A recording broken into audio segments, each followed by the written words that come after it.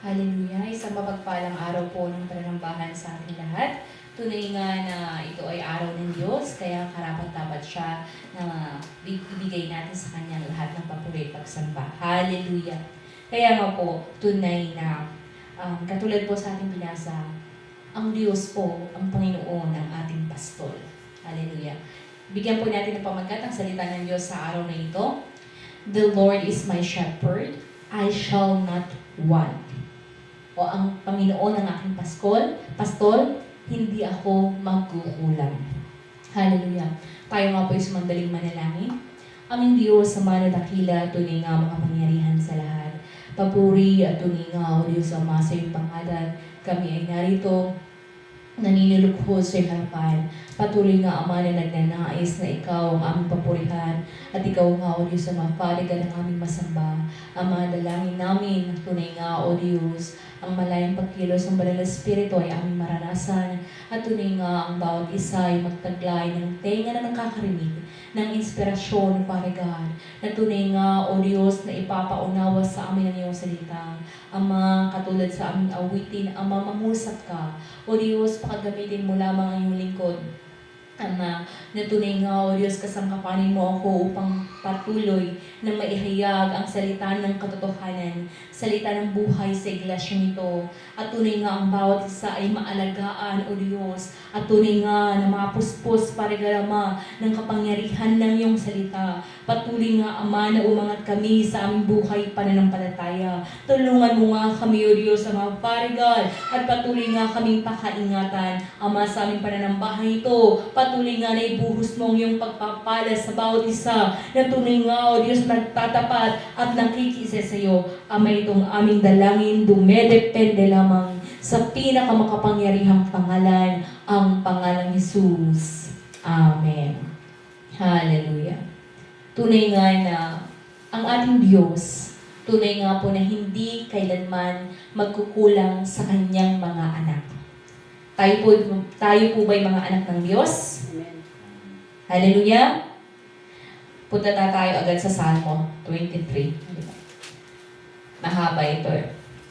Okay. Sabi dito, ang Panginoon, kasi pag sinabi natin Yahweh, in English term, Lord, ang ibig sabihin nun ay Panginoon. Okay.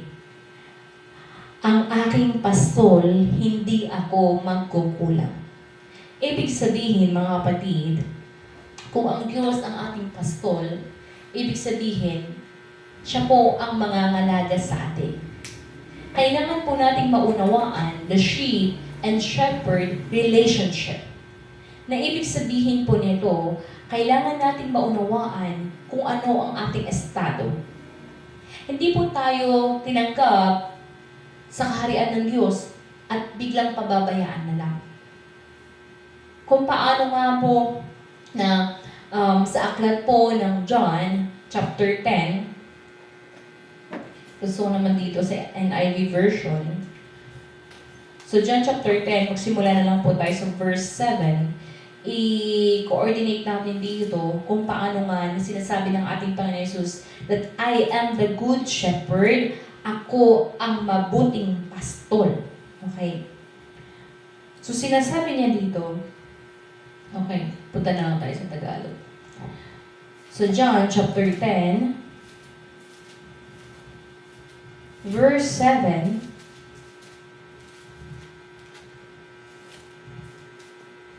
sabi dito, John chapter 10, verse 7, kaya muling sinabi ni Jesus, pakatandaan ninyo, ako ang pintuan, dinaraanan ng mga tupa.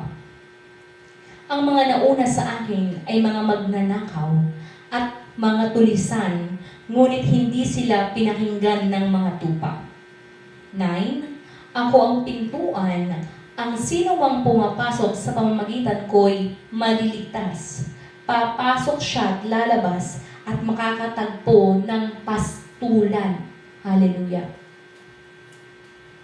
Kung paano nga po na halimbawa dito na ang Panginoon, Jesus, ang pintuan. Kasi nga, sa pamamagitan po ng ating Panginoong Jesus, Jesucristo, ang anak ng Diyos, sa kanyang pagsasakripisyo, doon po tayo nagkaroon ng pagkakataon na makapasok sa harian ng Diyos. Kasi nga, for us, to be a child of God, ano ang kailangan natin gawin? In John chapter 1 verse 12, kailangan po nating sampalatayahan at tanggapin ang kanyang pangalan.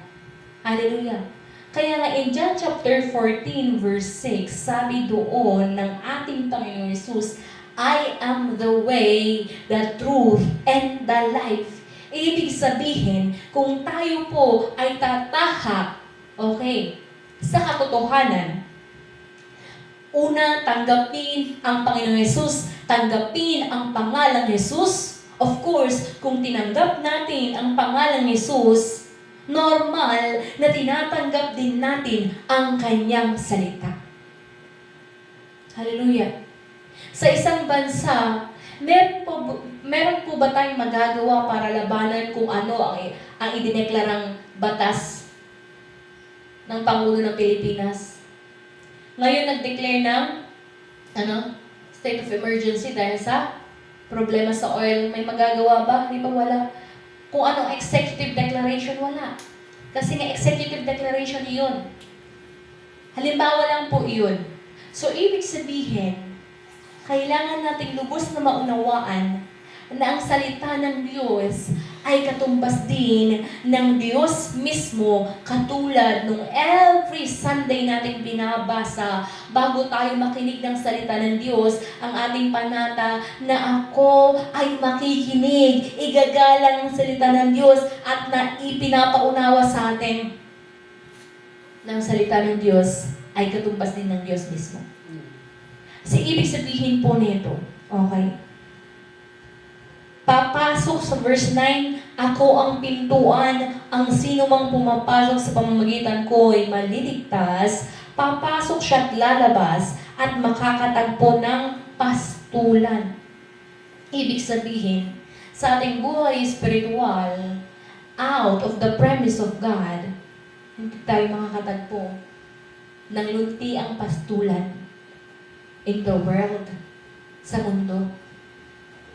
Kaya nga, bilang mga tupa ng Diyos, nagtitipon-tipon tayo. Maging iba man ay kasama natin online, but we are one na nakikita ng Diyos na may pagnanais na makatagpo ng lunti ang pastulan. Hallelujah. In verse 10, dumarating ang magnanakaw para lamang magnakaw, pumatay, at manira. Naparito ako upang ang mga tupa ay magkaroon ng buhay, buhay na masaganang lubos. And when God says masaganang lubos, hindi lamang po sa iisang parte ng ating buhay, kasama po ang lahat. Hallelujah. Kaya nga po, tignan natin, nasaan ba tayo? At tandaan natin na meron tayong kaaway sa buhay spiritual, pagkat tunay nga ang kaaway, anong gusto lang niyang gawin? Pumatay, magnakaw, manira. Ibig sabihin, in our daily walk of life, kailangan natin na bukas ang ating kaisipan na walang ibang gusto ang kaaway kundi sirain tayo.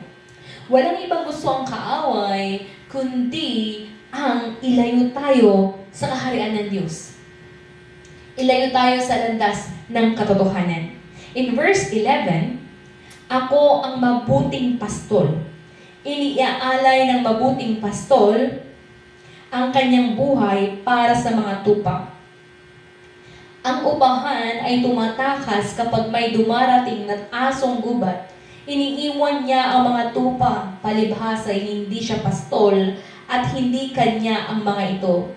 Kaya't sinusunggapan ng asong gubat ang mga ito at binubulabog. Hallelujah. Ang Diyos po, kung siya ang ating totoong pastol, hindi niya po tayo pababayaan. Ganon din po sa kanyang appointed na mga pastol, tagapangalaga, na kung kami po ay hired, binabayarang pastor, pag kami ay nahirapan, dapat umayaw na kami matagal na. Kaya nga ang pagpapastor, Pagpapastol, kahalintulad talaga ng pagpapastol ng tupa. Kaya binibiro-biro nila ng pastor ng kalabaw, pastor ng baka, pastor ng tupa. Totoo po yun. Kasi ang isang lingkod ng Diyos, hindi mo mauunawaan the principle ng pangangalaga kung hindi mo alam yung prinsipyong iyon. Kasi ang pastol po ng tupa, alam mo namang iwan niya ang kanyang tupa pag andyan na ang mga asong gubat. Katulad nga po ni David, David is a shepherd also, kung paano nga nabata siya, pero kaya niya na makipagbuno sa ano. Okay, kapag andyan may lalapa na sa kanyang mga alaga, di ba? Hindi siya tatakbo, haharapin niya. Ganun po yun. Kaya nga po, kailangan din po kami ipanalangin. Hallelujah. Kasi nga po, ang hard hand, may mga hindi naman natin nilalahat kasi may mga mabuting pastor naman talaga. Pero pinag-uusapan natin dito is Jesus Christ, all of us, He is our shepherd. Ibig sabihin, ang Diyos po, ang Panginoon Yesus, siya ang ating tagapangalaga. Meron lang talaga siyang itinatalaga sa bawat church. Mamaya, bababasa natin in John 21, kung paano nga na itinalaga niya si Pedro, pakainin, pangalagaan ang aking mga tupa. Dito muna tayo magsa-concentrate as Jesus is our shepherd. Okay. Dito sa 13, tumatakas siya, palibhasa ay upahan lamang siya, walang malasakit sa mga tupa. Okay. In 14 and 15, ako nga ang mabuting pastol. Kung paanong kilala ko ng Ama at siya'y kilala ko, gawin din naman kilala ko ang aking mga tupa at ako naman kilala nila. At iniaalay ko ang aking buhay para sa aking mga tupa. 16. Mayroon akong iba pang mga tupa na wala pa sa kulungang ito. Kinakailangan sila'y ipasok ko rin. At papakinggan nila ang aking tinig. Sa gayon, magkakaroon ng isang kawan na may isang pastol. Hallelujah. Jesus Christ is the head of the church. Okay? Jesus Christ.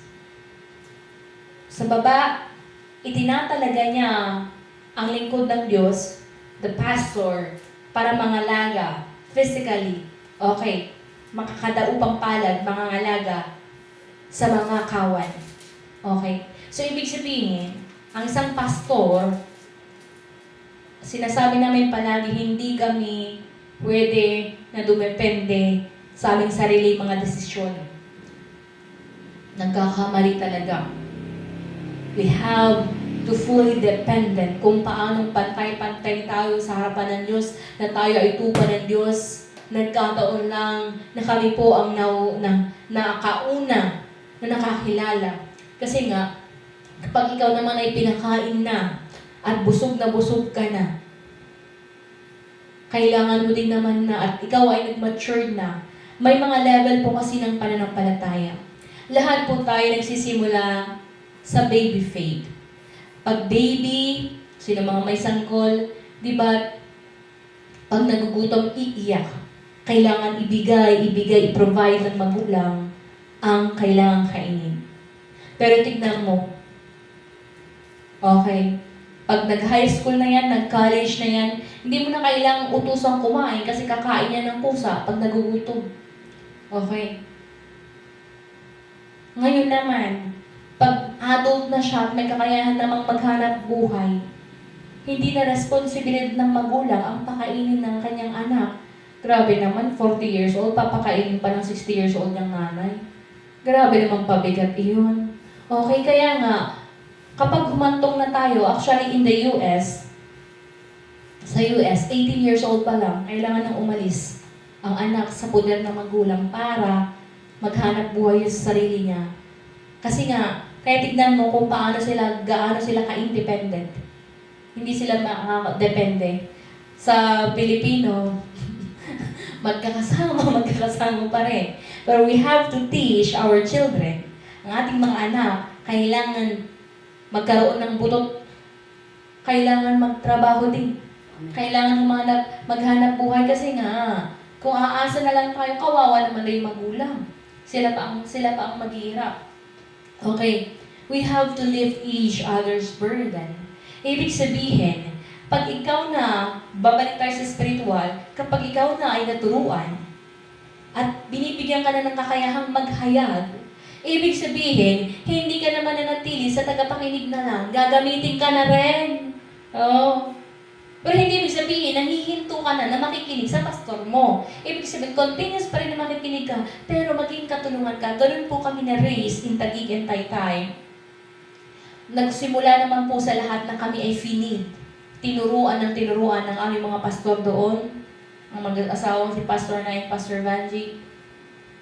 Hindi naman kami biglang pinabayaan, kaya mo na. Humayo ka na, hindi po. Inantay po yung pinaka-the best time bago kami sinend off. Dito nga, year 2021, June 2021 at inihayo dito sa Aurora. Kasi nga, ibig sabihin, by that time, ibinigay na ng Banal na Espiritu, the voice, yung utos na kailangan ng trumabaho. At dahil nga sa paghayo sa amin, eto po, kayo po ang bunga. Maraming man ang nawala, maraming mga nanakaw, maraming man ang sinasabing nawala sa ating mga kasamahan. Pero, salamat po sa Diyos for His sustaining power na tunay nga na kayo po ay pinapanatili niya. Ibig sabihin, kayo po ay kasama sa kawan. Ngunit tandaan po natin, meron po tayong trabaho. Dito po sa 16, mayroon akong ibang tupa, iba pang mga tupa na wala pa sa kulungang ito. Ibig sabihin, sa mga nagmamature, kaya tandaan nyo, pag na-appoint na kayo as missionary, ibig sabihin, you are given, na bigyan po kayo ng responsibilidad na tulungan ang inyong mga pastor, na tulungan kami na ipakilala ang Panginoong Jesus.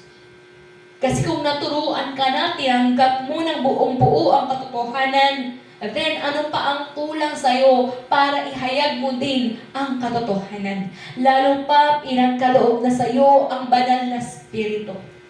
Lagi po tayong tinuturuan ng Diyos na sa Kanya lamang umasa, dumepende sa Kanyang salita, dumepende sa pananalangin, to rely fully on Him.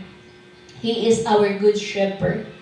Pero kailangan nating hanapin ang mga nawawalang tupa. Meron pa ang hindi nakakapasok kasi nga walang ibang gusto ang kaaway, kundi sila ay hadlangan, sila ay sirain, bago pa makalapit gusto nang patayin. Pinapatay pa nga ang iba. Totoo naman. Kaya kailangan nating tumibay, mga kapatid. Hindi ko rin sinahayaan ng iba na evangelize, hindi ka pa matibay kasi alam ko, marami na po tayong experiences, marami tayong casualty. Hindi pa tumitibay, hindi pa nag-root out.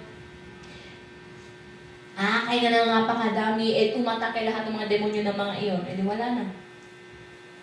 Kaya po tayo po, may responsibilidad tayong bawat isa na kailangan natin talaga na ma-well-fed, ma-nourished, okay, in green pasture, in the pasture of God, ibig sabihin sa pastulan ng Diyos, and then, doon po tayo mapapalakas.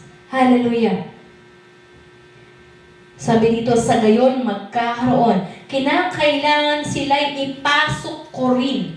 Sa 16 pa rin tayo, at papakinggan nila ang aking tinig. Sa gayon, magkakaroon ng isang kawan na may isang pastol. Take note. Papakinggan nila. Hallelujah. Kaya nga, hindi tayo namemwersa para ipilit na tanggapin nila ang salita ng Diyos. Pero, yun nga yung sinasabihin ko din sa inyo, kayo po ba ngayon nakaharap namin sa iglesia ito, kayo ba ay pinilit namin na maniwala? O may ginawa ang Diyos para mabuksan ang ating tenga, ang ating kamalayan, na merong Diyos na dapat lang nasampalatayahan ng Panginoon Jesus. May kinasangkapan ang Diyos para matanggap tanggap talaga natin. Tama po ba? Kaya nga pasalamatan din natin. We must be grateful sa lahat ng kinasangkapan ng Diyos kung paano tayo ang bawat isa ay nagkakakilala ngayon. His divine, orchestrated. Alam mo yun? Na ang Diyos ang gumawa ng kaparaanan. Paano tayo magkakakilala? Hindi namin kayo kilala. Tama po ba? Pero paano ang Diyos nakilala niya kung sino yung mga puro? Kasi nga, totoo naman, ipinilit din namin dito ang salita ng Diyos. Kahit walang pahinga noon, in our first year, sige lang ng sige. Tinanggap naman po nila. Ang problema, yung mga oras na umatake ang kaaway, doon sila nawala. Hindi nakapanatili. And the goal ngayon ng church for us to remain in faith. Taglayin natin ang pananampalatayang kailangan natin manatili no matter what. Kailangan natin kapitan. Kaya hinihinok namin kayo ang bawat isa. Tanggapin at panghawakan ng buo kasi nga, even if you are there attending the church, kung hindi ka seryoso, sabihin ko po sa inyo, napaka-seryoso ng kaaway para sirain tayo. Kaya kailangan natin mas seryoso pa sa pananampalatayang ito. In 17, dahil dito'y minamahal ako ng Ama, sapagkat iniaalay ko ang aking buhay upang ito'y kunin kong muli. Walang makakakuha ng aking buhay, kusa ko itong ibinibigay. Mayroon akong kapangyarihang ibigay ito, at mayroon akong kapangyarihang kunin itong muli. Ang utos na ito'y tinanggap ko mula sa aking Ama. Hallelujah. Tunay nga po, ang Panginoon Jesus, Jesus Christ, is our true shepherd.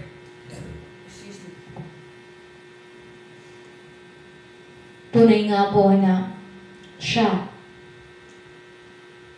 inialay niya ang kanyang buhay para ikaw at ako ay makakatanggap ng buhay. Naway gawin din ang maging puso ng bawat isa na nagmamature in faith. Kaya nga, masasabi ko din talaga, hindi pwedeng maging pastor ang isang tao na wala siyang puso na magsakripisyo. Na wala siyang pag-ibig para sa mga kaluluwa. It takes too much love. Ang hirap mahalin ng mga matitigas ang ulo. Pero kailangan natin silang mahalin. Kailangan nating pagmalasakitan. Ito po. According to Ezekiel 3 verse 18, mamamatay ang isang tao na masama. Tiyak siyang mamamatay. Pero tayo nang nakakaalam sa katotohanan, kung hindi tayo magsasalita, mapapahamak ang taong yan at sisingilin sa atin ang kanyang dugo. Kapag sinabi kong tiyak na mamamatay ang mga taong masama, at hindi mo sila binigyan ng babala upang sila'y makapagsisi, ang mga taong ang iyon ay mamamatay dahil sa kanilang kasalanan. Ngunit pananagutan mo sa akin ang kanilang kamatayan. Ang bigat po nito. Na iniaatang sa ating balikat, tayo bilang nakakaalam na ng katotohanan.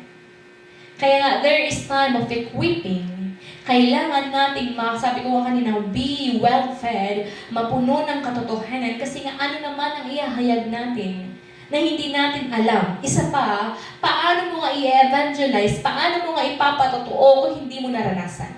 Paano mo sasabihin that Jesus is our healer, kailanman hindi mo pa nararanasang mapagaling? Paano mo masasabi na totoo ang Panginoon Jesus that you did not experience Jesus? Kaya we have to experience His Word. We have to experience His name. Hallelujah. Ngayon, Hindi po natin trabaho na iligtas sila. Pero kailangan nating asamin na tayo nga ay gawing instrumento, gawing kasangkapan para maipakilala ang Panginoong Hesus. In-expect ba natin na lahat ng hahayagan natin ay tatanggapin? No. Pero kung paano natapat ang Diyos, ipapanatili niya yung mga purong puso na handang tumanggap. Isipin mo yun. Halimbawa na lang, that encounter, una, may pamangkin, si Missionary Melda, ipinakilala kami. Nung nakilala naman kami ni Sister Melda, ipinakilala din kami sa anak. Nung first time na pumunta lang sila dito, si Melissa and Eris, tinanong ko saan ang family mo, sabi niya, Pangasinan. Di pa nga nabanggit ang Orbis ko. Sabi ko, sige, papanalangin natin, magkakaroon tayo ng outreach doon. Di ba? Hindi natin alam. Dati takot na takot sila Melissa, paano kaya i-introduce ang Panginoon Hesus kila Nanay Bin at Tatay Edong, hindi nila alam ang gagawin. God gave them wisdom. Unahin Sister Emmeline. Anong dinala dito? Anong nangyari? Okay. Tinanggap. O may nangyari. Hindi naman agad-agad tumanggap. Tama po ba? Pero may ginawa ang Diyos. Naranasan ni Sister Emmeline ang kagalingan. Naranasan din ni Brother Eris ang pagbabagong buhay. Sabi ko nga yung kwento ng buhay niya, worse. Kaya gusto rin natin yung mga worse ang buhay eh. Kasi the best din ang mga testimony nila. Isa din kay Sister Ashley. I prayed and she prayed. Di ba? Nanalangin ako, nanalangin din siya. Nagkatagpo yung panalangin. Paano kami magkakakilala? Taga Cagayan de Oro siya, Misamis Oriental. But merong ginawang connection ng Diyos.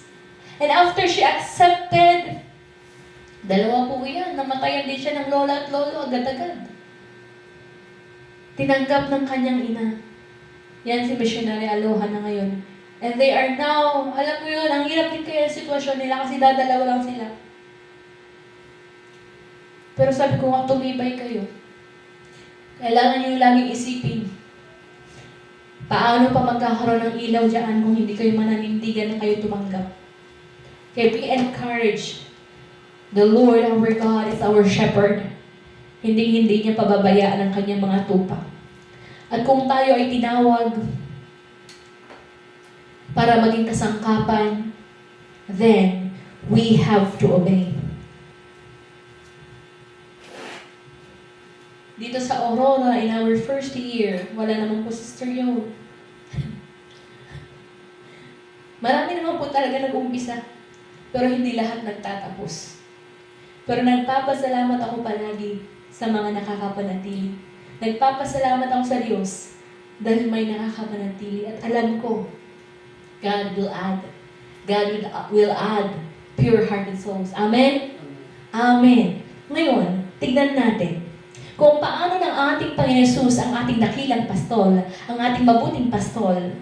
Tignan nyo. Sa mga nagmamature in faith like Peter, may utos na po sa atin. Okay. In John chapter 21, magsimula po tayo sa verse 15.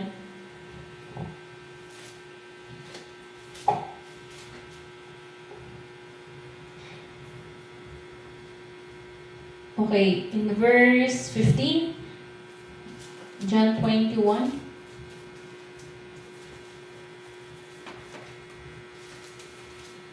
Sabi rito, pagkakain nila, tinanong ni Jesus si Simon Pedro, Simon, anak ni Juan, iniibig mo ba ako ng higit sa mga ito? Opo, Panginoon, alam ninyong mahal ko kayo, tugon niya. Sinabi sa kanya ni Jesus, kung gayon, pakainin mo ang aking mga batang tupa. Sino po ba ang mga batang tupa? Ibig sabihin yung mga baguhan pa. Kaya nga kung pinagkakatiwalaan tayo ng Diyos, na may itinatalaga at may ipinapaalaga sa atin, kailangan po natin silang alagaan. Palitan po natin yung pangalan ni Pedro, palitan ng ating pangalan. Grace, sabi niya. Anak ni Arsenio. Repeat after me. Iniibig mo ba ako ng higit sa mga ito? Yung tanong ng ating Panginoon Jesus, na kung tayo na ay naturuan At iniibig nga natin ang Diyos. Alam niyo po bang utos sa atin?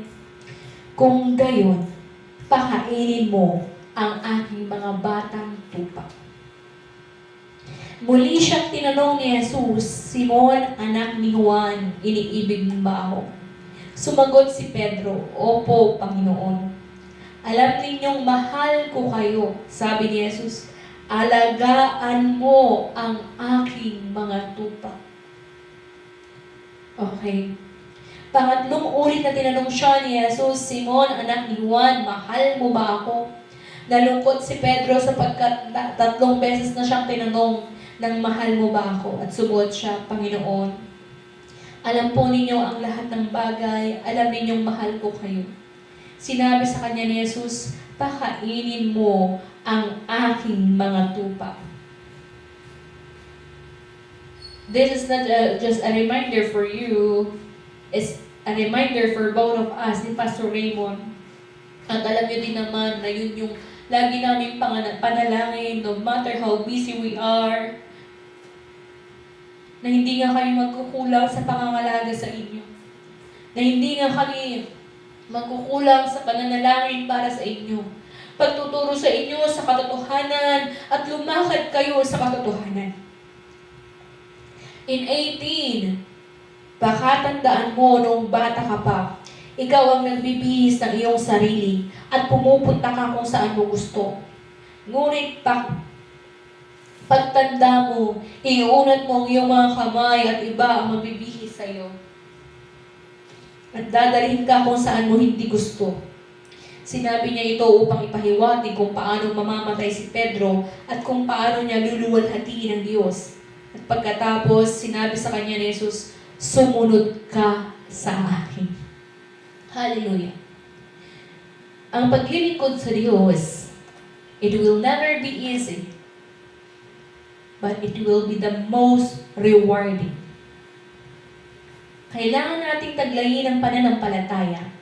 If we want to be inspired in obedience, basahin niyo po ang Hebreo chapter 11. Kung paano makikita doon by faith, sumunod si Abraham, sumunod si Isaac, sumunod si Jose, sumunod si Noe, sumunod si David. Okay. Sumunod ang mga anak, sumunod si Joshua. Anong pagpapala ang ipinaranas sa kanila? Kailanman hindi magbabago ang salita ng Diyos. There is providence sa mga lingkod niya, sa mga anak niya, na buong puso na sumusunod sa Kanya. Let us always remember the command of Jesus Christ, sumunod ka sa akin. Kung tayo man ay naguguluhan kung sino ang ating susundin, huwag po nating susundin ang sarili nating kalooban. Kaya nga lagi natin sinasabi na magpakumbaba, ilatag sa Diyos ang ating mga plano, ipanalangin na tunay nga ang kalooban niya. Kung paano nga nanalangin ng Panginoon Jesus, not my will, but yours be done. Hindi ang aking kalooban, kundi ang iyong kalooban. Huwag kayong mag-alala. Inatake din ako ng kaaway. Lagi niyang pinapaalala sa akin, paano ka ngayon magpapangasinan? Ang mahal-mahal ng gas. Kung kailan pa talaga, di ba? Amen. Pero, tatanggapin ko ba, di, wag na lang. Wag na pumunta. Kung gaganon ako, di wala na. Pero alam ko, nananalangin kayo at nananalangin tayo na hindi. Ang isa kasi sa problema dito, pag wala ng oil, paano ba makakapag-travel? Kaya nga nag-send ako ng message in our GC, we have, kailangan po natin pagtulungan na manalangin. Ipanalangin yung mga concern na sinend, kasi kailangan natin pagkaisahan yun na ipanalangin. At isa sa concern, kailangan masupplyan pa rin tayo ng oil. Okay? Ng gas. Kasi nga, kung wala yun, paano nga talaga? Ilang araw kaya bago makarating ng Pangasinan pag maglalakad? Baka payat na ako nun. Hallelujah! Parang natin na, ang hirap nun. Okay. Parang magiging talagang Paul's journey. Iniisip ko pa, nag-aabang ang Cagayan de Oro, ang Misamis Oriental. Paano ka ba makakalipad kung walang gas? Kaya nga kailangan nating manalangin. We have to put up faith kasi nga, mamumuhay tayo sa pananampalataya. Pero kung hahayaan natin na puro negatibo ang papasok sa atin, matatalo po talaga tayo. But we have to fight the good fight of faith. Hallelujah! Hallelujah! Amen! Kaya nga po, tignan nyo, kung paano po sinabi ng ating Panginoon Jesus. In John chapter 4, verse 34, that my food is to do the will. Sa umpisa kasi talaga, bilang baby, kailangan mapakain. Pero pag sa isang nagmamature na Kristiyano, ang pagkain na rin po natin ay trumabaho. Magsisimula tayo lahat sa umpisa, kailangan mapakain. Pero after that, sabi ko nga, kung ikaw na ay nasa legal na edad, ikaw na ay nasa tamang edad, ikaw na ay nasa tamang edad ng pananampalataya, may trabaho na po tayo at ang ating pagkain ay trumabaho.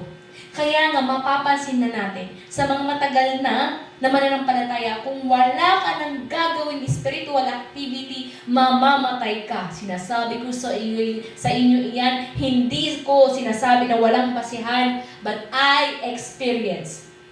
Ako mismo, naranasan ko, way back pandemic time, di ba, nagsara. Okay, nasa Pasay ako. Umalis din ako nun sa Taguig. Okay, wala na akong, alam mo yung wala akong pastor. Ang hirap talaga na wala akong pastor, walang mangangalaga sa iyo. Ang hirap nun. Tapos sabi ko, ano na? After that, nag-humble down ako, Ama. Alam mo yung parang kang balon na hindi nasasalukan, mabubulok ka. Wala kang gagawin. Spiritual na gawain. Nanalangin ako nun, Ama, bigyan mo ko ng spiritual na trabaho kahit online. Doon po nagsimula na nagturo ako online. Kasi sabi ko talaga, kailangan ko trumabaho. Anong mang mangyari, kailangan ko trumabaho. Kasi mamamatay ako. Kung wala na akong tatrabahuin sa buhay spiritual. And I will always experience that. Kasi sanay na ako magturo, pero pag wala na akong tuturuan, kapag parang wala nang interesado sa salita ng Diyos na makikinig, alam mo yung bilang isang lingkod ng Diyos, parang nakakamatay. Kasi ang pagkain na ng isang lingkod ng Diyos ay makipagtrabaho. Okay? Kaya kailangan po natin na mag-mature, and I'm speaking sa mga naatasan ng missionary. Hindi kayo naatasan ng missionary para walang gawin. May gagawin. Okay. At isa po dyan ay sumuporta sa gawain ng Diyos. Kailangan na kung kulang pa, kailangan manalangin ng manalangin at tunay nga na mapuno. Kasi nga, hindi naman po sinabi ng Diyos na kami lang ang tratrabaho. Kaya nga po, kung paano kami nahubog sa Taguig at Taytay, inalagaan muna kami. After that, pwede nang ihayo. Ganun din po ang gagawin natin sa church. Akala nyo forever tayo magkakasama? So, ganun-ganun na lang? Hindi. Kailangan natin lumawa ang ating kaisipan na kapag ako ay nag-mature, saan kaya ako gagamitin ng Diyos? Of course, hindi naman pwedeng mawawalan ng gawain sa mga mains natin, mga sites natin ngayon. Pero, ibig sabihin, the more na nagmamature tayo in faith, the more na nalalawak ang gawain. Kaya kailangan natin magtulungan. Amen? Hallelujah! Kasi nga, we are really hiring. God is hiring. Naghahanap ng mga manggagawa.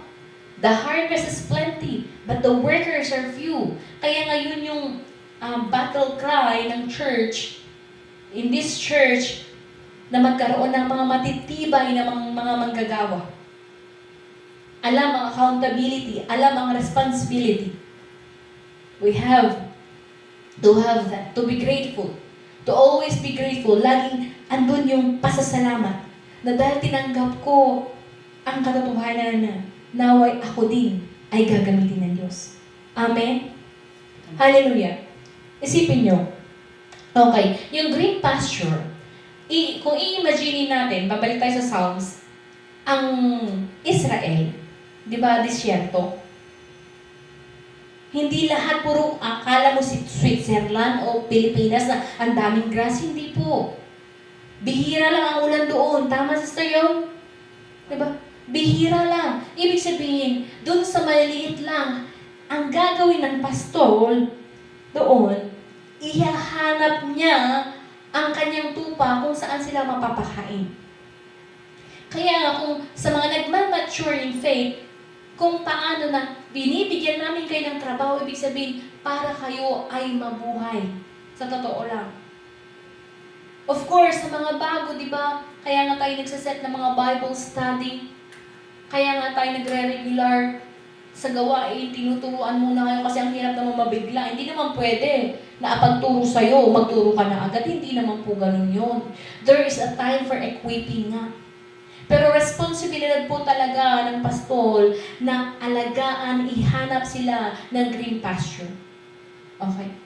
Sa mga baguhan ng green pasture kung paano na puro at matuturuan lamang ng katotohanan ang mga batang tupa. Sa mga nagmamature naman ng mga tupa, kung paano naman ihahanapan namin kayo ng tatrabahuin. Kasi pag walang tatrabahuin, sabi ko nga, mamamatay din. Okay. Kasi nga, paano ka mabubuhay doon at tatrabaho ka? Kasi nga, magkakaroon ka na ng responsibilidad. Dahil nag-mature ka na, tinanggap mo na, okay na. Ano ang next step? Kung hindi ka magle-level up, may stagnant ka in faith, walang mangyayari sa'yo. Kung hindi ka tataas, ano mangyayari sa'yo? Bababa. Okay. Babagsak. Kaya kailangan nating pagano'n, pataas ang pag-angat natin, ang pag-improve, pag-progress in faith, hindi pababa, kailangan pataas. Okay? Ngayon, ano pa?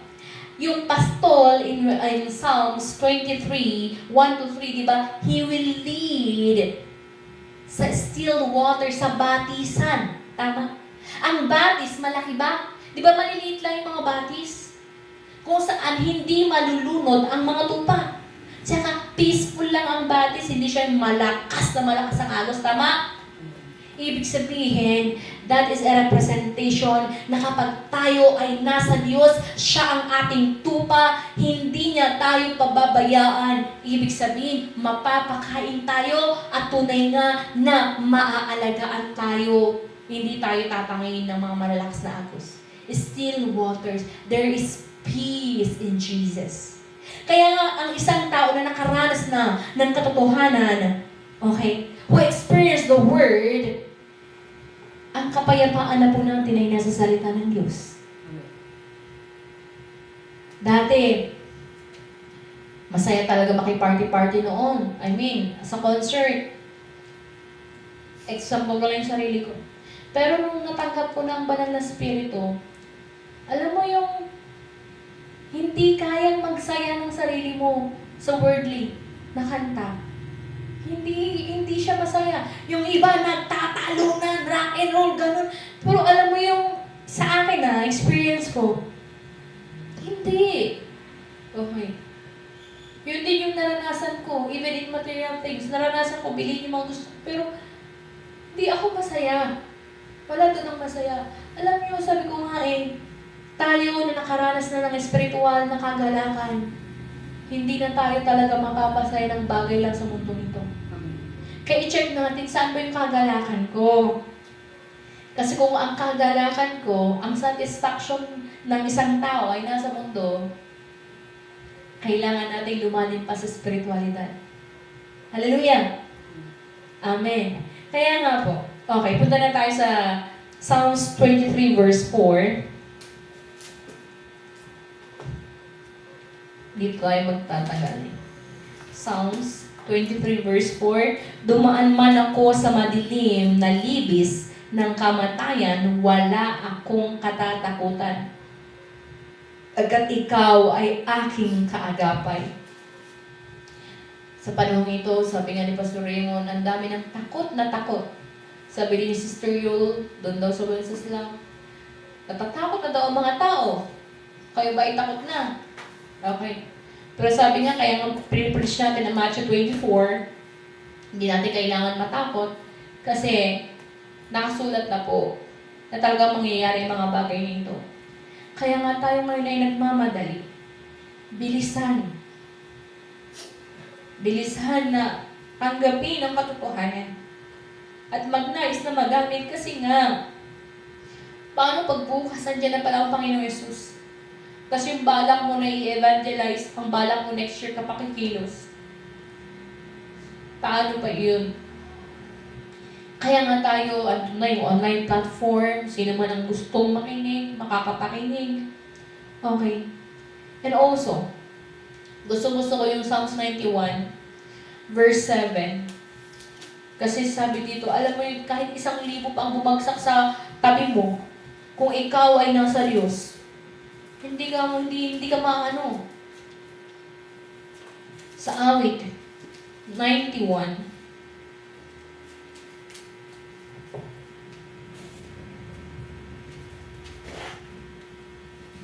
kahit na mabuwal sa iyong harapan ang 1,000 tao, sa iyong paligid ang bilang ng patay maging 10,000, di ka matatakot, natitiyak mong di ka maano. 1,000 may fall on your side, hindi mo kailangang mabahala. Kasi nga, itutuloy natin ika'y magmamasid at panonood, at sa panonood mapapatunayan mong iyong nakita, taong masamay, pinaparusahan. Sapagkat si Yahweh ang iyong ginawang tagapagsanggalang at ang pinili mong mag-iingat sa iyong kataas-taasan. Di mo aabuting ika'y mapahamak, di mararanasan kahit anong uri ng mga paghihirap sa iyong tahanan. Sa kanyang mga anghel, ika'y itatagubilin sa anumang tako na maparoon, tiyak kang iingatan. Okay.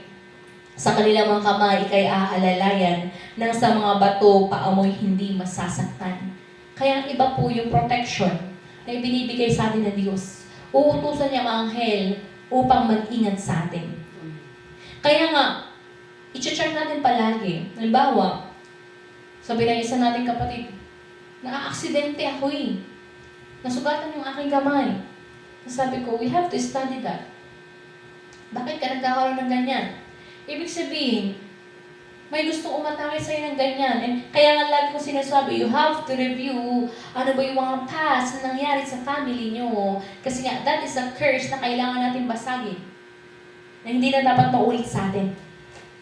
Ang dami natin kaaway. Andiyan ang Diablo. Andiyan ang mga fallen angels. Andiyan din ang mga demonyo. Okay. Kaya nga, when the angels andyan sa atin na mag-iingat, maiingatan po tayo. Okay. Itutuloy natin. In Psalms 23, yung tungkod at pamalo. Ang tungkod mo at pamalo, aking gabay. Okay. Ang tungkod mo at pamalo, ang aking gabay at sanggalang. Ilagay mo ngayon sa next slide after ng preaching. Kasi andun yung picture ng rod and staff. Para ma-imagine nyo. Iba yung pamalo, iba yung... Okay, saan na?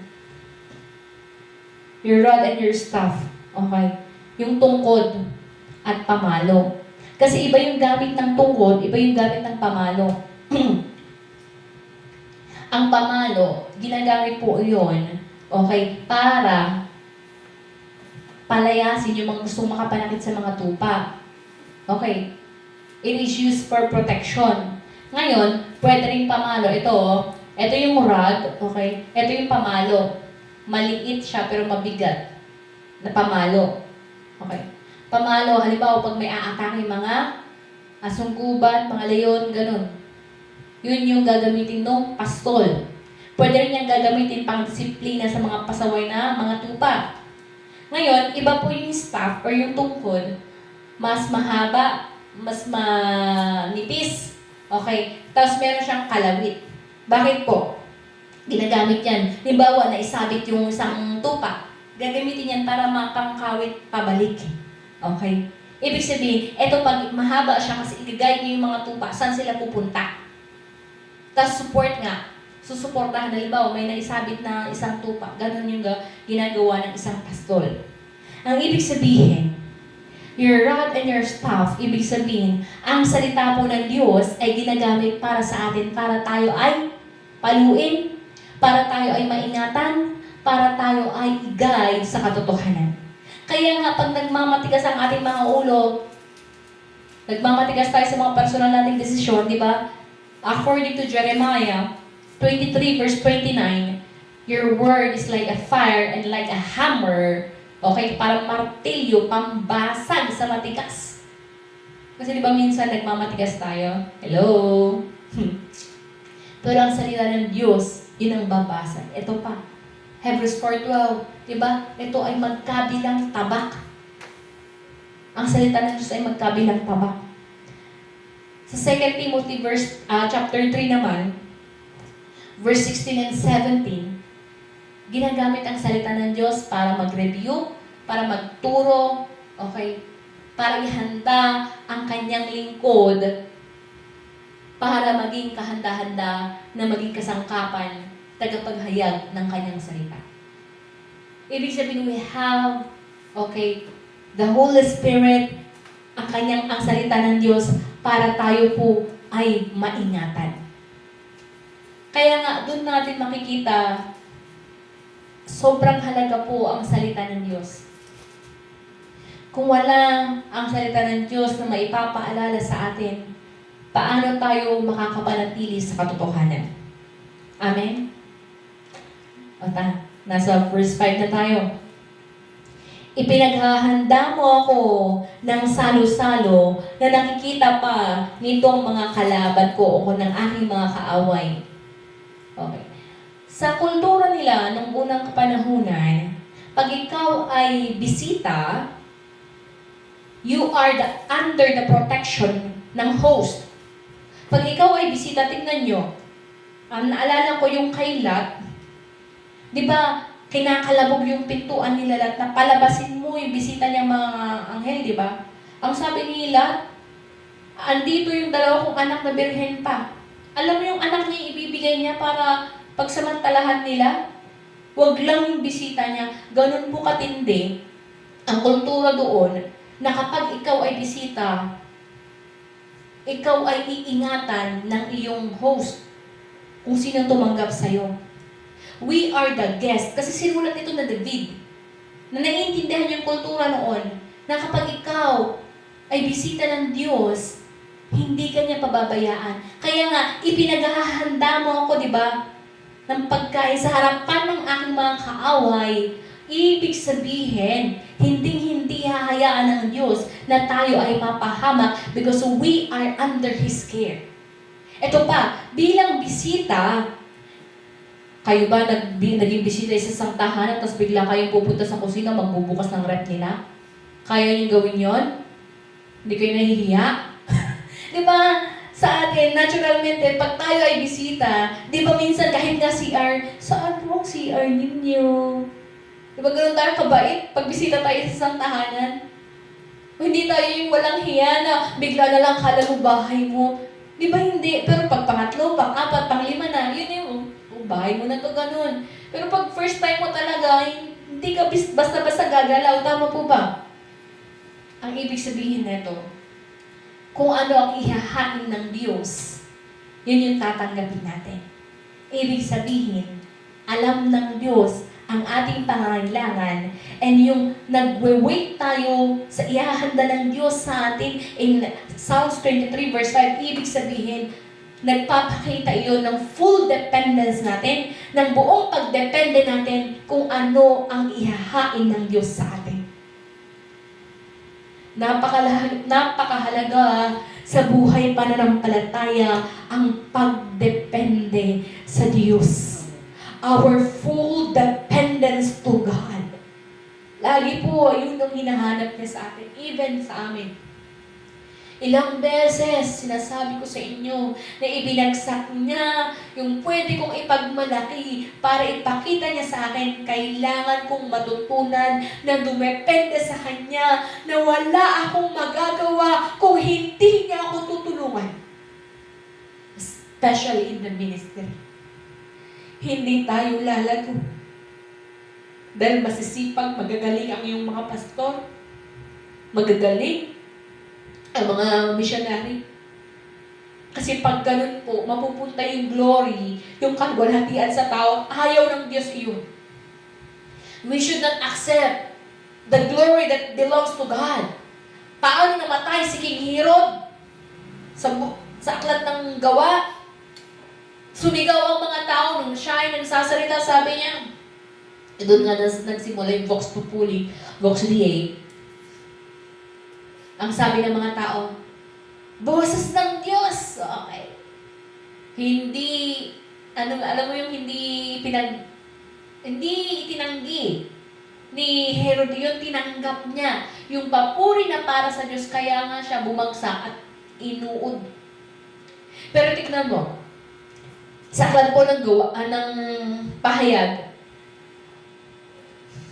nung si Juan nagpatira pa sa harapan ng anghel, sabi ng anghel, hindi, tumayo ka, pareho lang tayong lingkod. Sila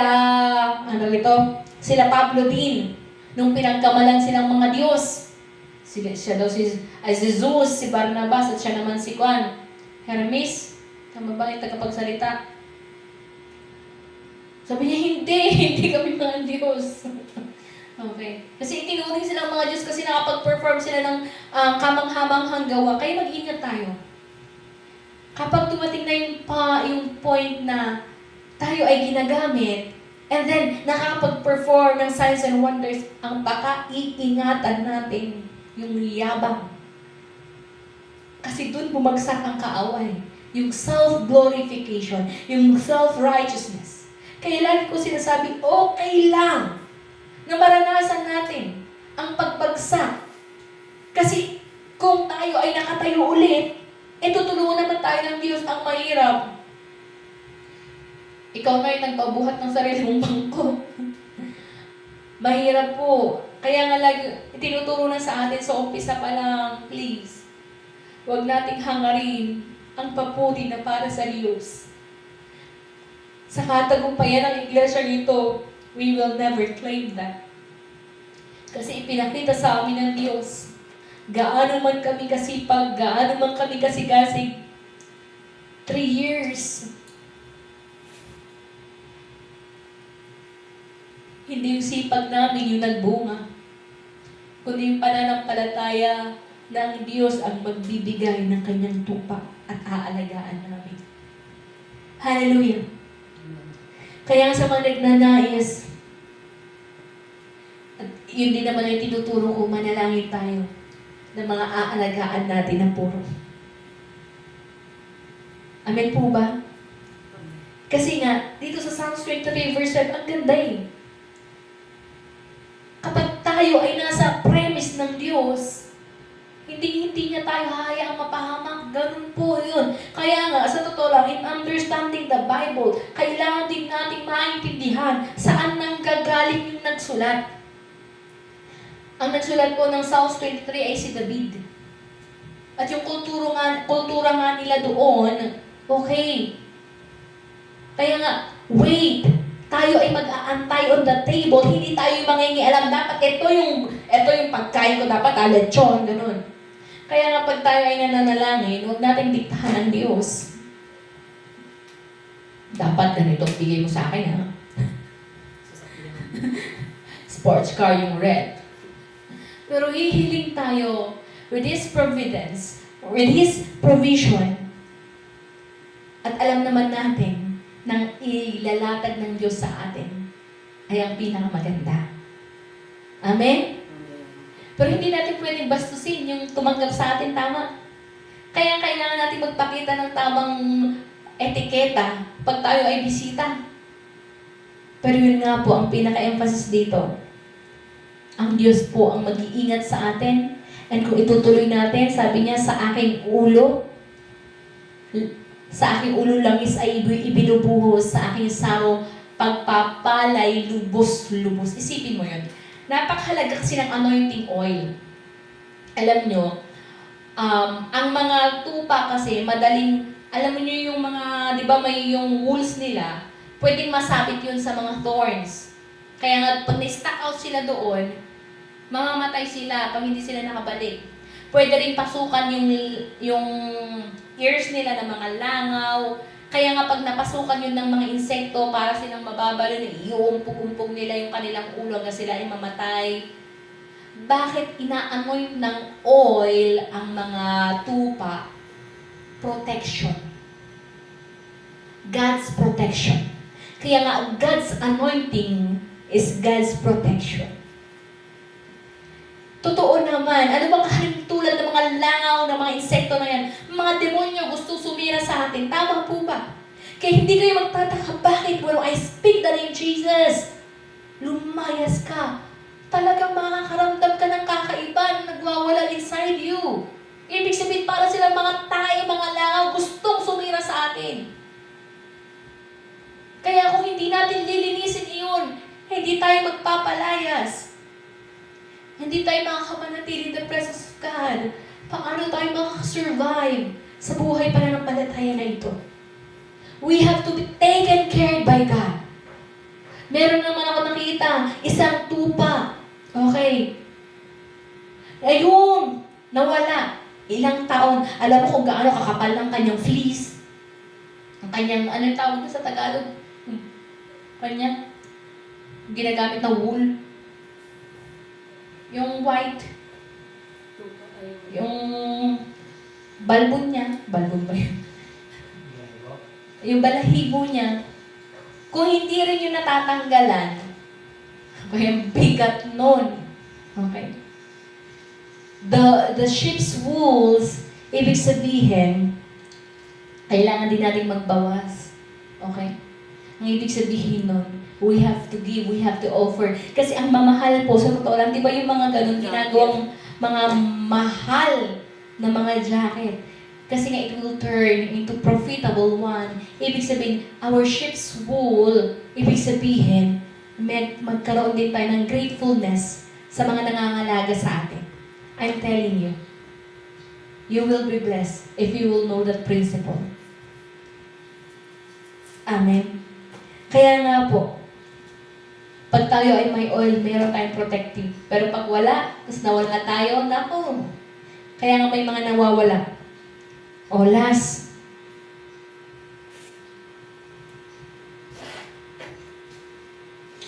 Excuse me.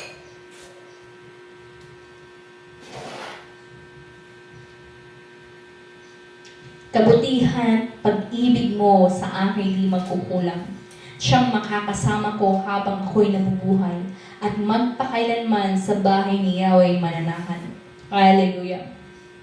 In English, surely your goodness and love will follow me all the days of my life. And I will dwell in the house of the Lord forever. Amen. Diba, napaka saya na maranasan ang pag-ibig ng Diyos. At makapanatili sa Kanya. Hindi lang yung house na literal na house, but in the premise of God. Kasi nga, kung babalikan din natin yung awit 91, di ba? Whoever dwells in the house of the Lord or the Most High will rest in the shadow of the Almighty. Ibig sabihin, napakahalaga that we shall find rest in the premise of God. Amen. Naway tumimo sa atin ito na habang every Lord's Day, babanggitin natin ang Psalms 23, maunawaan natin na siya ang ating pastor. At hindi niya tayo pababayaan. Pero kailangan natin na maging mabuting tupa din naman at hindi magwa-wonder. Kasi nga, pag ikaw ay nag-wonder, walang protection, hindi ka maiingatan ng pastor mo. Kasi nawawala ka nga. Kaya nga, we are gathering, nag-gather tayo in faith, okay, even online, para magkaisa sa isang espiritu. That we belong to the church at kailangan mapangalagaan tayo ng iglesia ito. Kaya namin sinasabi, kung meron kayong tanong, kung meron kayong suggestion, you can message us para ma-improve ang ating pananambahan, lalo pa tayong, di ba, magkakaisa tayo. Isa pa, bilang isang iglesia, kailangan natin na magmalasakitan. Hindi yung mga kambing na magsisipaan. We are a church at tunay nga ang kalooban ng Diyos. We have to love. Okay? According to God's love. Kasi kung ang titignan natin sa bawat isa, puro mali ng bawat isa, nasa ng pag-ibig. Pero kung nakakitaan na natin ang kahinaan, sinasabi ko nga sa inyo, kahit kahinaan ng mga pastor ninyo, ano ang dapat na response? Ang pinaka-the best na response natin, unang-una, ipanalangin. Ipanalangin ninyo ang mga pastor din ninyo. Ipanalangin natin ang bawat kapatiran kasi kailangan natin ang isa't isa. Kailangan natin makapanatili to survive. Kasi our goal ay hindi manatili sa mundong ito. Our goal is heavenward. Kaya dito pa lang sa lupa, habang tayo, while we are in the flesh, kailangan nating lubos na maunawaan sino ba ang nangangalaga sa atin. Sino ang nagsusustain sa atin. No other than God Himself. Kaya kailangan natin siyang laging hanapin. At tunay nga kailangan natin ng mga ngalaga sa atin. Amen po ba? Kaya nga sa pagkakataong ito, tayo nga po humingi ng kapatawaran sa bawat pagkakataon na pinagdudahan natin the provision of God. Sa mga pagkakataon na napangunahan tayo ng takot, napangunahan tayo ng pagdududa sa Kanyang salita. Mga kapatid, kung paano si David ay nagtiwala sa Diyos at kanyang nasulat ang awit 23. Ganun din naman, tayo po ay hinihimok ng Diyos na tunay nga magtapat sa Kanya sa araw na ito. Actually, our church is taking a big step. Dahil nga nawala yung mga kasama natin na nag-church dito sa Barangay Dos. Next, this is our last worship here.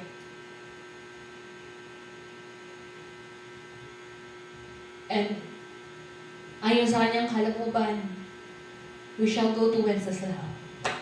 Matagal na iyan. But I'm telling you, nung iniregister ang ating church, alam niyo po ba ang address? Purong 4, Wenceslao. Doon po talaga na in-address namin. Kasi doon po talaga balak ipatayo. At dahil nga may mga tupang kailangan ng mapangalagaan sa Pangasinan, it's really a big step for me also. For us, ni Pastor Raymond, na kailangan may mga laga doon sa Pangasinan. And also, Misamis Oriental is waiting. But in the waiting, yun nga yung instruction sa kanila, kailangan makapaghubog ng workers. Kasi we have learned enough sa pioneering dito sa Aurora, nung pumunta kami dito ni Pastor Raymond, dadalawa lang kami. Mabigat kung wala kang katulong, kasama, sa gawain. Kaya alam ko ang kailangan talaga, kailangan muna ng matitibay na makakasamang mga laga.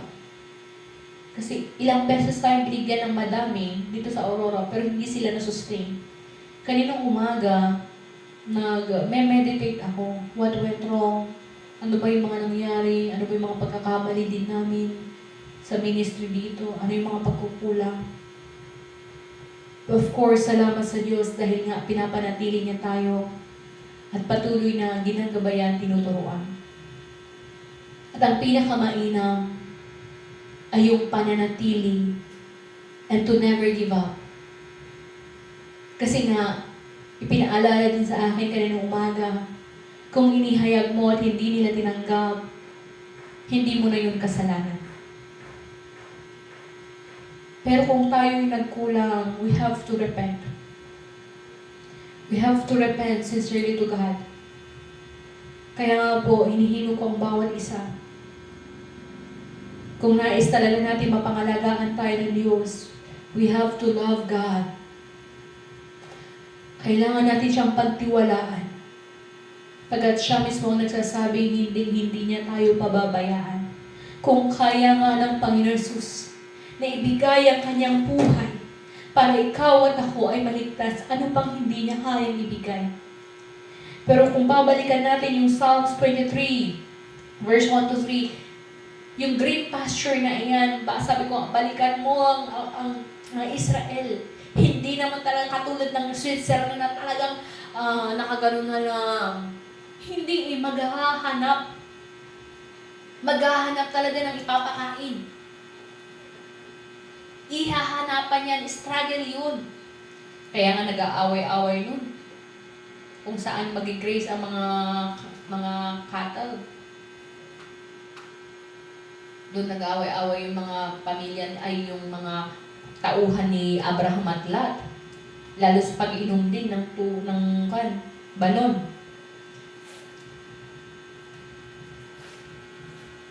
Kailangan natin maunawaan and also yung provision ng Diyos that He will set the table before us. Ibig sabihin, we have to have that complete dependence on Him and to not dictate kung ano ang dapat. Kasi nga, ang kalooban lamang po niya ang mapangyayari. Amen po ba? Napakahirap na kumalaban sa kalooban ng Diyos. Kasi para tayong sumisipa. Ano yun? Yung like kicking the goads. Ang sinisipa natin, sa pagsipa natin, sa pag-resist natin sa kanyang kalooban, tayo po ang nasasaktan. Kaya tayo nga po'y manalangin. Let us thank God. Pagkatunay nga, He is the one leading us.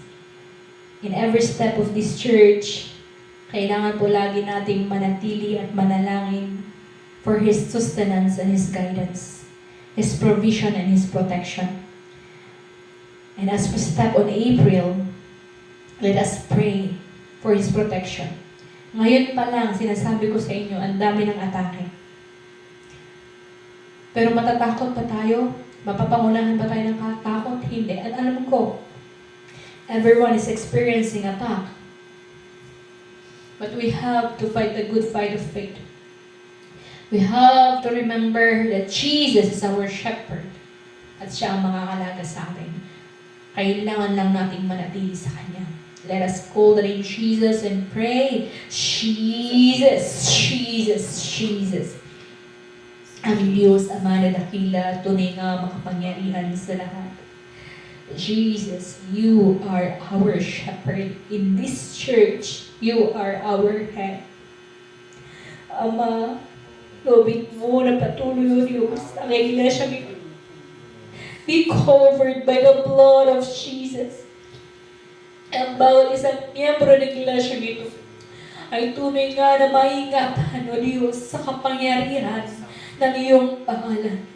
Cover us with that anointing oil. Na tunay nga kami nga ay maingatan, Ama. In every step, Father, lead us to green pastures. Lead us to still waters. Guide us, Father God. Ama, sabi mga tingkasan ng ulo, paluin mo kami. Ama, guide us with your staff. I pray, Father God, Ama, sa pagkakataong ito, O Diyos, alam namin na Ikaw ang mag-iingat sa amin. And your provision will be upon us. And surely your goodness and favor be with us all the days of our lives. Father God, bless this church. Mula sa lahat, Ama, na kasama namin nangananambahan. O Diyos, sa aming mga kapatiran here in Aurora, in San Jose, Pampanga, in Pangasinan, in Misamis Oriental, in Tagulway, Hasaan, in Villa, Father God, I pray, cover us. Let us be united with one mind, with one spirit, with one, O Diyos, ang mapalagan na pagnanais na Ikaw nga ang maparangalan para sa kadakilaan ng iyong pangalan. Na kung paano mo kami sinusustain is for us to give glory to your name. Father God, cover us. as we boldly take the step to evangelize our families, align with us, as we start, Father God, the regular worship in Pangasinan. And as the missionaries in Tagoloan do their work, Father God, we completely rely on you alone. Ama, O Diyos, pakaingatan mo ang iyong mga lingkod. Pakaingatan mo at palakasin mo all the missionaries in this church. And even all mga batang tupa. O Diyos ay maingatan na hindi nawa kami magkulang, Ama, sa pangangalaga sa kanila. Hindi kami magkulang sa pananalangin para sa kanila. Father God, sustain this church. Sustain us. Your provision be upon us, Ama. Idinadalangin ko na patuloy rin Ama ng kabutihan mo ay aming maranasan sa patuloy Ama na paglakad namin sa katotohanan. Ama, ito ang aming dalangin. Dumedepende lamang sa pinakamakapangyarihang pangalan, ang pangalang Jesus. Amen. Let us welcome Pastor Ray.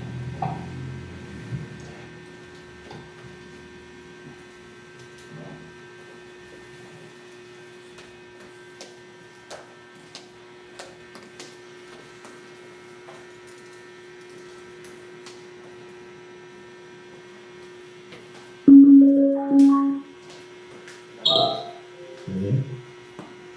Let us all stand up and bow our heads. Ang kagandahan loob ng ating Panginoon Jesus, ang kanyang kabutihan, hindi na pamalik pagkalaman. At sa pamamunan ng Banal na Espiritu, ay nihayag ko na maranasan ng lahat ang nagpapagsa sa pananabahan ito, maging nasa online man at sa lahat ng mga tumutupad at sumusunod sa ating Panginoon Jesus sa kanyang mga pagpiling, kanyang paturuan at pupusan ngayon at pagkalaman. Amen and Amen.